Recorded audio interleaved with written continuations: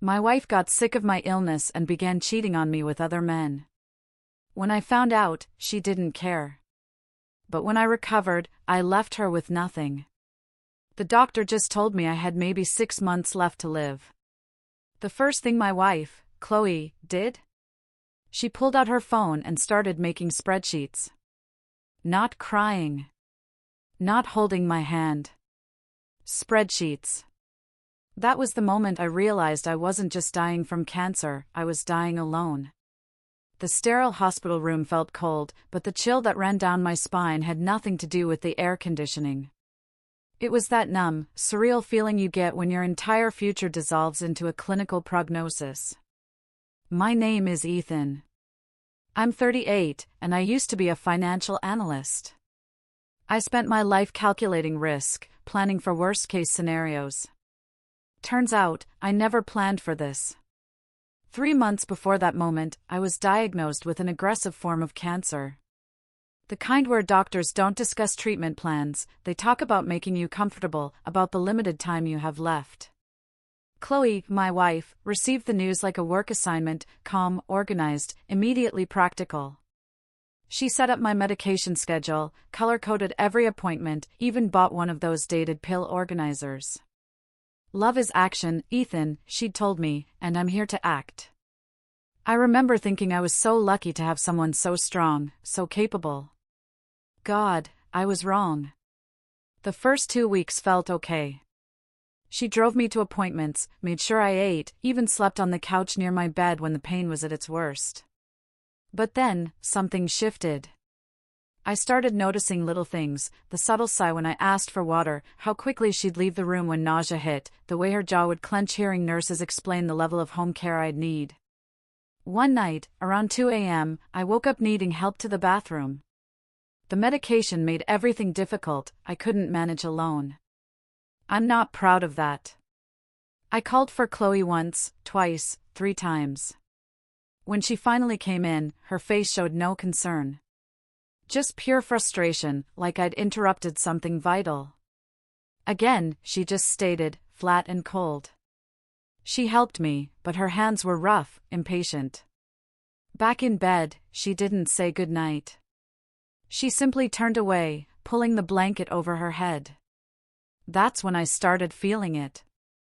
Not the cancer, no, something far worse. The chilling realization that, to her, I was already gone. She was just waiting for the paperwork to catch up with reality. The next morning, she apologized. Said she was tired, that caregiving was harder than she'd thought. I believed her. I wanted to, needed to. But things didn't get better. They only got worse. She spent more and more time on her phone, texting people I didn't know, laughing at messages she wouldn't share. When I asked who it was, she'd dismiss it, just work stuff, or friends checking in. I was too weak to push, too sick to investigate. My sister, Olivia, came by one afternoon with groceries. Chloe wasn't home, despite saying she'd be there all day. Olivia looked at me, then at the empty water glass on my nightstand, at the meds I'd clearly taken late, and just asked, Ethan, where is she? I made excuses, said Chloe needed breaks, that it was hard on her, too. Olivia didn't buy it, but she didn't push. She just stayed until Chloe returned 3 hours later, carrying shopping bags from stores that definitely didn't sell groceries. Here's what I didn't know then, what I'd uncover later: Chloe had already started seeing someone. A guy named Jacob from her office, the typical married, unhappy at-home type. She'd met him on one of those days she claimed she needed to clear her head. He gave her what I couldn't anymore: normal conversation, not about symptoms or side effects. A version of herself untethered from a husband who might not make it to Christmas. She convinced herself it wasn't really cheating because I was already halfway gone. That she deserved some happiness before everything fell apart. And that it wouldn't even matter if I found out, because in her mind, I wouldn't be around long enough to do anything about it. And here's the truly messed up part. She wasn't just waiting for me to be gone. She was counting on it. Life insurance, savings, my retirement accounts. After 6 years of marriage, she assumed it would all automatically be hers. She'd already started looking at apartments, nicer ones in better neighborhoods, places she could start fresh once I wasn't around. I'd discovered this later in her search history, but back then, I only felt her pulling away, and I couldn't understand why. About 6 weeks into my treatment, I had a particularly brutal episode. Fever, shaking, the whole awful deal. I called for Chloe. Nothing. Called again, louder. Still nothing. Finally, I managed to grab my phone and text her, "I need help, please." 5 minutes later, she walked in. I could hear her on the phone in the hallway, saying, "I have to go. He's having another crisis." The way she said another made it sound like I was being dramatic, like I was deliberately interrupting her life. She helped me that night, but barely. The next morning, she just exploded. "I'm dying too, Ethan," she screamed at me. "I'm dying in this apartment, in this routine, watching you fade away, knowing there's nothing I can do." I tried to reach for her hand, tried to tell her we'd get through it, but she recoiled. "You don't get it," her voice was cold now, utterly controlled. "I can't be the person you need me to be. I just can't." That conversation should have been a massive wake-up call, but I was too consumed by my own situation to truly see what was happening. I thought she was processing grief, dealing with anticipatory loss, all the things the support group pamphlets warned you about. I didn't realize she'd already moved on, was building a life that simply didn't include me, just waiting for nature to take its course so she could collect everything and walk away, no messy divorce required. But then, something happened that nobody expected. Not me, not Chloe, not even my doctors. I started getting better. It wasn't a miracle cure, but an experimental treatment, a clinical trial my sister, Olivia, had found and basically forced me to try. For the first few weeks, nothing changed. Then, my energy slowly started returning. The pain became manageable. My test results began showing improvement. My oncologist used words like unexpected response and remarkable progress. Chloe didn't celebrate. She barely reacted. When the doctor explained I might actually beat this, might get years instead of months, her face went utterly blank. "That's great," she said, flat and emotionless, like I just told her we were having chicken for dinner. The drive home was silent. She gripped the steering wheel so hard her knuckles were white. I knew, without a doubt, something was profoundly wrong. That night, I heard her crying in the bathroom. When I asked if she was okay, she just mumbled, "I'm fine, just overwhelmed." Later, much later, I'd discover the real reason for those tears. Her carefully laid plan had shattered. I wasn't going to be gone, leaving her everything. I'd be around. I'd see exactly what she'd done. Chloe had made a bet, you see. A terrible, selfish bet. That I wouldn't make it. That she could do whatever she wanted, certain I'd be gone before any consequences caught up. And now that bet was failing spectacularly. But I didn't know any of this yet. All I knew was that my wife, the woman who should have been overjoyed by my survival, looked at my recovery as if it were the absolute worst news she'd ever received. And that's when I started truly paying attention. Really paying attention. To where she went, who she talked to, what she did when she thought I was too weak to notice. I couldn't confront her yet. I was still too sick, too dependent. But I could watch. And I could remember. I started keeping notes. Nothing formal, just observations jotted down in my phone. Times she claimed to be somewhere but wasn't. Names she'd mention, then never again. Receipts I found that completely contradicted her stories. My sister, Olivia, noticed too. She came over one day when Chloe was out running errands for the third time that week. She looked at me, her gaze piercing, and asked, "Ethan, what's really going on here?" I didn't have a full answer yet, but I was starting to piece one together. And it was worse, far worse, than anything the cancer had done to me. The disease was trying to end my life. But Chloe? Chloe was just waiting for it to finish the job, so she could move on, no mess involved. The thing about getting better when everyone expects you to just fade away is that people often don't know how to react. And some people really don't want you to react at all. Chloe was one of those. As my strength returned, as I moved around the apartment unassisted, as doctors spoke of remission and stable conditions, she grew quieter, more distant. Like she was mourning something that hadn't actually happened. I thought maybe she was processing the trauma of almost losing me. But I was wrong about that too, so profoundly wrong. About 2 weeks after my first clear scan, I felt good enough to do something I hadn't in months: clean up. Not a deep clean, just tidying the living room, organizing medication bottles I no longer needed. That's when I found Chloe's iPad, tucked under a stack of magazines. It was unlocked, open to her messages. I'm not proud of this, but I looked. I truly wish I hadn't, but I did. The first conversation was with someone named Jacob. It took maybe 3 messages for my brain to even comprehend what I was reading. Messages about meeting up, about how being with him was the only time she felt truly alive, about his wife growing suspicious, about needing to be more careful. My hands started shaking, not from medication this time, but from pure, raw adrenaline. I scrolled up. Weeks and weeks of messages, meticulous plans to meet, constant complaints about me, how hard it was watching me fade, and how she needed this to cope. Then I found another conversation, a different name, Mark. This one clearly from a dating app. I could tell from the casual, transactional tone. Meetings at hotels, messages about escaping for a few hours. No drama, no emotional attachment, just a stark escape from her reality. And there were others, not full conversations, but enough to see a deeply disturbing pattern. My wife hadn't just strayed once. She'd built an entire separate life, piece by piece, while I lay there, too sick to notice. I took screenshots of everything. My financial analyst brain, despite my shaking hands, just kicked in.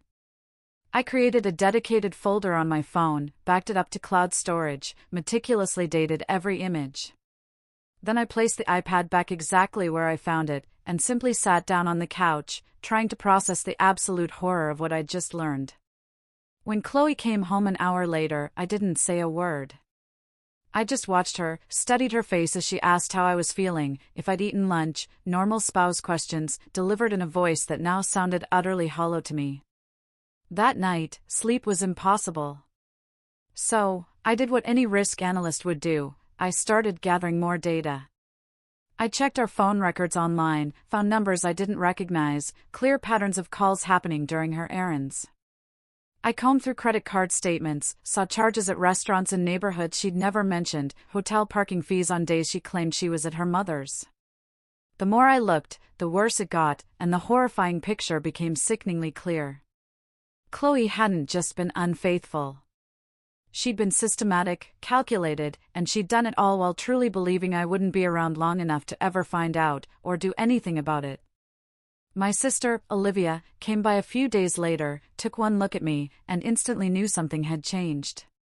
I showed her everything, every screenshot, every statement, every single piece of evidence I'd collected. Olivia's face shifted from shocked, to furious, to something colder, more razor-sharp focused. She told me I needed a lawyer, that I had to protect my assets before Chloe even knew I knew. She was absolutely right, but I wasn't ready. Not yet. I needed more time. More strength. More proof. The breakthrough came about 3 weeks later when Chloe made a crucial mistake. She left her phone on the bathroom counter while she showered. It buzzed. I glanced. I couldn't help myself. A preview flashed from Jacob, asking if I suspected anything. I didn't read her response. I didn't need to. That single message told me everything. She knew this was wrong. Knew she was taking a risk. And she was doing it anyway, because she still didn't think I'd survive long enough to matter. To her. That night, I decided to confront her. Not with accusations, but with a simple, quiet observation. We were having dinner, one of those quiet, uncomfortable meals that had become our norm for weeks. I just asked her directly, "Are you happy being married to me?" She looked genuinely surprised, asked what kind of question that was. Tried to deflect, saying she was just adjusting to me being okay now. But I pushed. I told her I wanted the truth. And that's when I said the names out loud. Jacob. Mark. Whoever else there was. The color drained from her face, then flooded back as pure anger. She didn't deny it. Didn't apologize. Instead, she got instantly defensive, demanding if I'd gone through her phone. I calmly told her it was her iPad, that she'd left it unlocked. Just like that, the conversation shifted from her actions to my discovery, as if I was the one who'd done something wrong. Then she said something I will never forget. Something that laid bare exactly how she'd been thinking this entire time. "You want to talk about this now? After everything I did for you?" I looked at her, truly looked at her, and asked, "What exactly did you do?"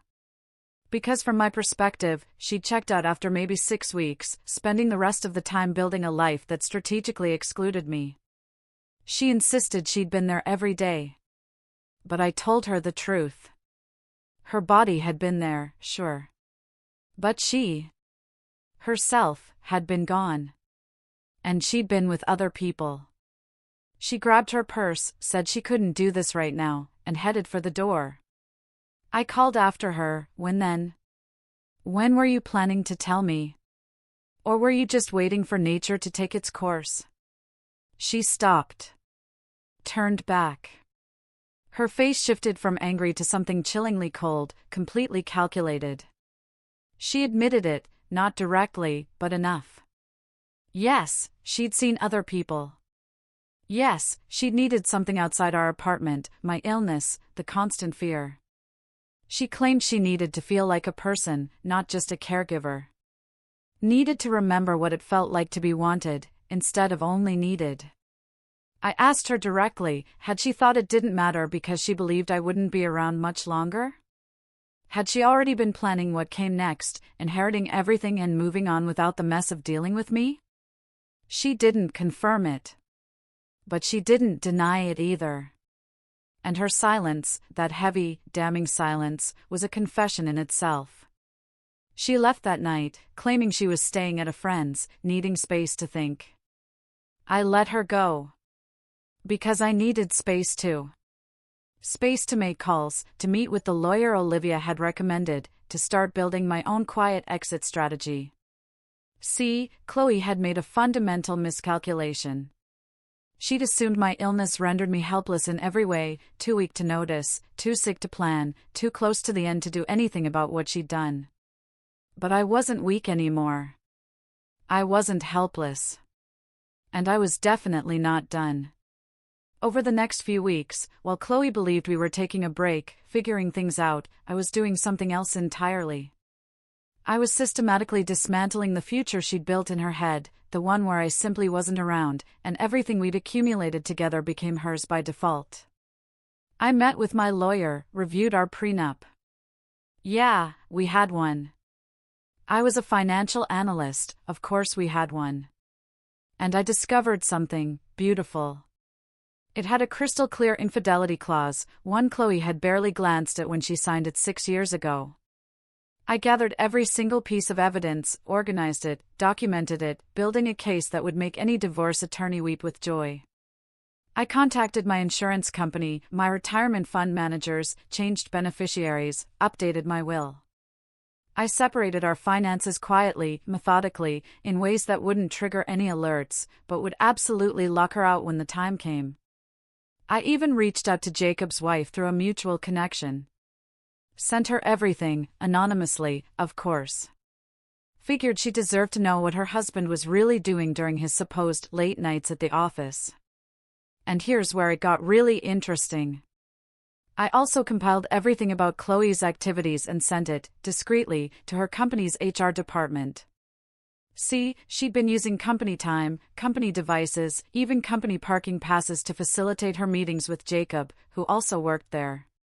Corporate policies are notoriously strict about workplace relationships, especially when they involve married employees lying to their spouses and brazenly using company resources to do it.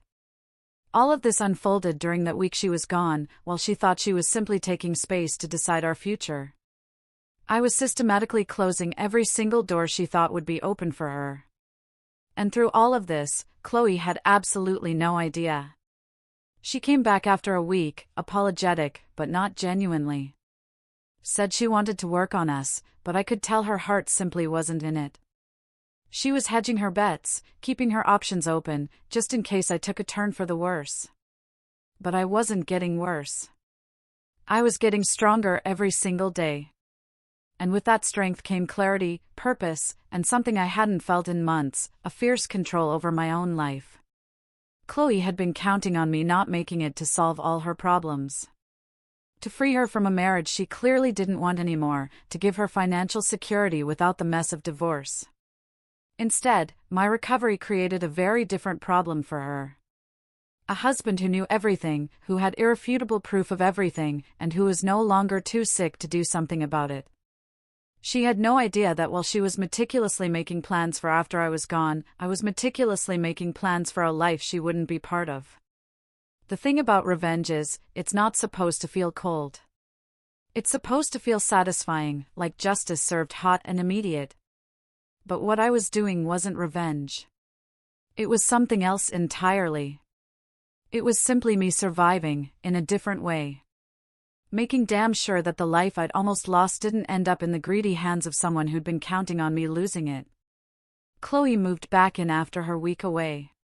For about 2 weeks, we lived in this bizarre limbo. She thought we were reconciling.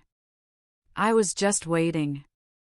Waiting for paperwork to process, for accounts to fully separate, for all the legal pieces to fall into place before I made my final move. She actually tried during those 2 weeks. I'll give her that.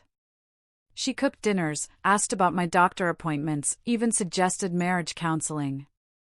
It would have been almost touching, if I didn't know it was all a calculated performance. If I didn't have screenshots on my phone showing her still messaging Jacob, still making plans for after our reconciliation inevitably failed. Then, things started happening that she simply couldn't comprehend yet. First, she got called into HR at work on a Monday morning. I knew exactly what that was about, but she didn't tell me a thing when she came home that day. Just said she had a headache and went to bed early. The next day, she was home all day. I noticed she wasn't getting ready for work. When I asked, she claimed she was taking personal days, but her voice was off, strained. I didn't push. I knew. I knew she'd been fired. Her HR had received an anonymous package detailing her use of company resources for personal affairs, outlining how a relationship with a married coworker violated at least 6 different policies in their employee handbook.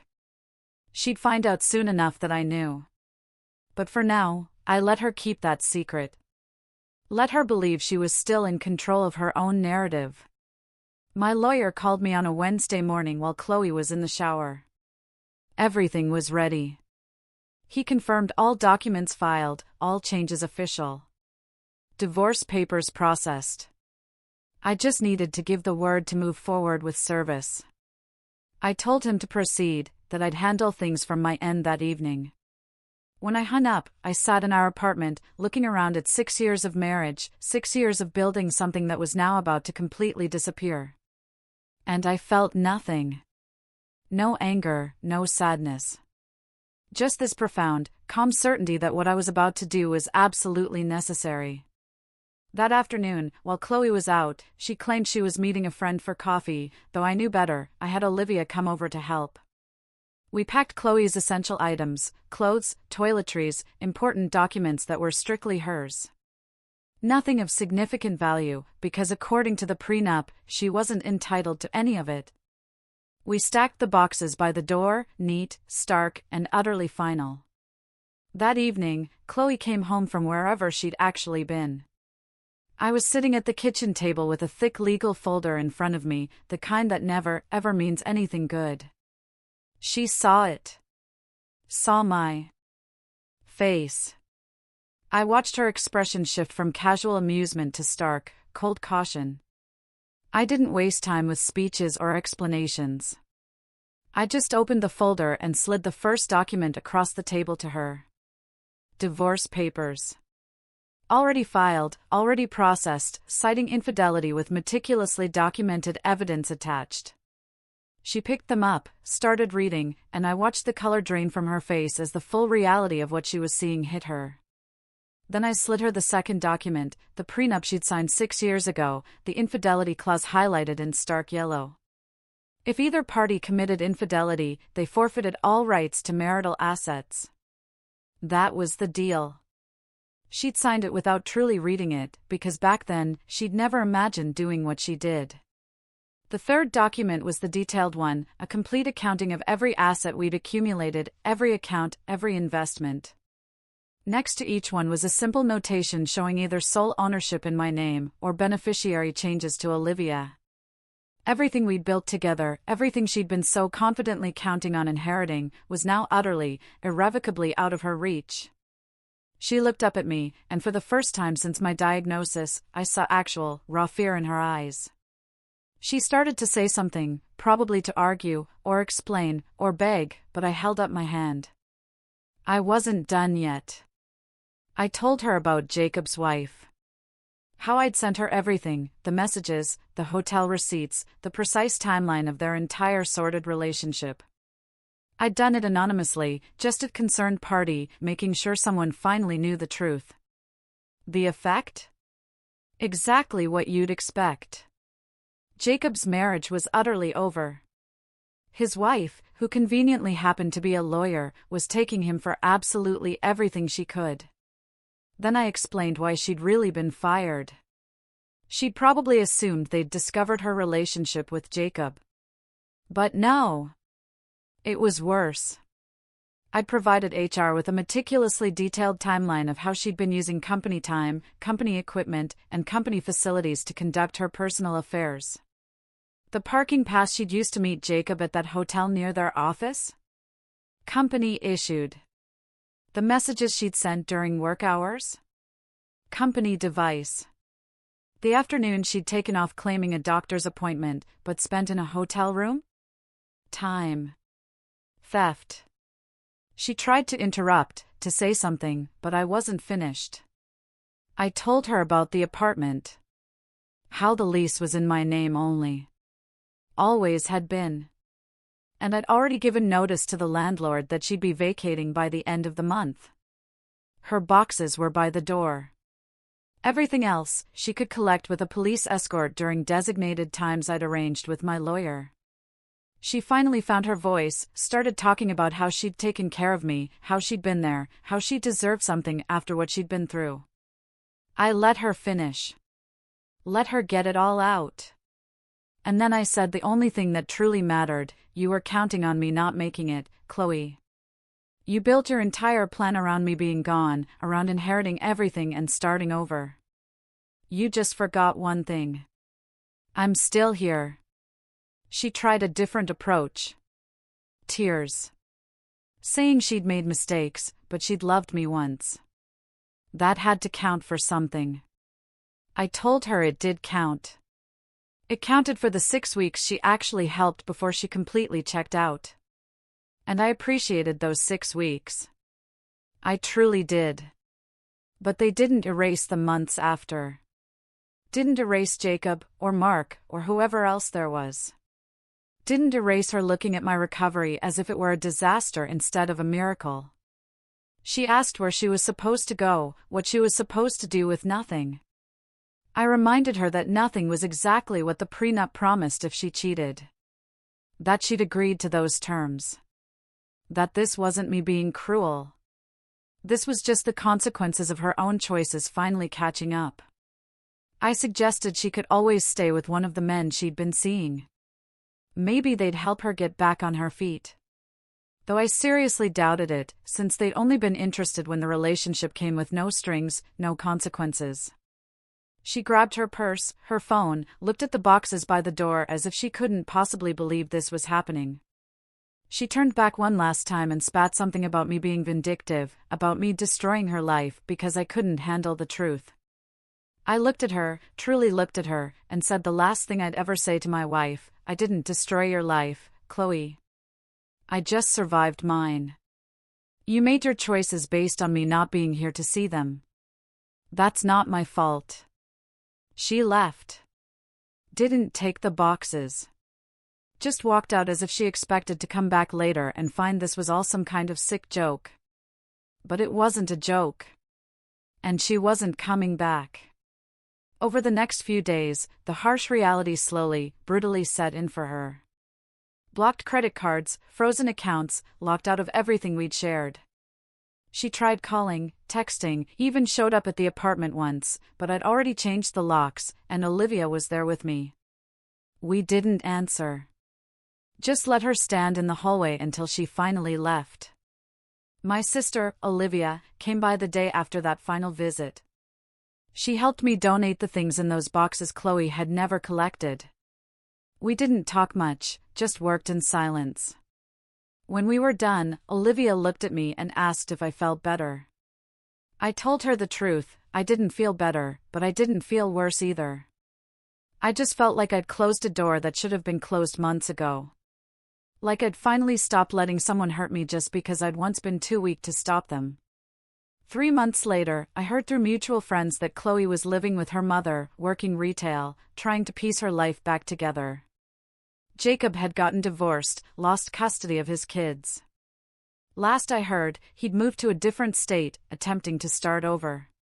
Mark had apparently never been more than a stranger to her anyway, so he simply disappeared back into whatever dating app he'd come from. As for me, I'm still here. Still in remission. Still rebuilding my life, one day at a time. I don't think about Chloe much anymore. Don't wonder if I was too harsh, or if I should have given her another chance. She made a bet on my ending, planned her entire future around my absence. And when that bet catastrophically failed, she lost everything. That's not revenge. That's not even justice. That's just what happens when you build your life on someone else's grave before they're actually in it. What would you have done if you were in my shoes?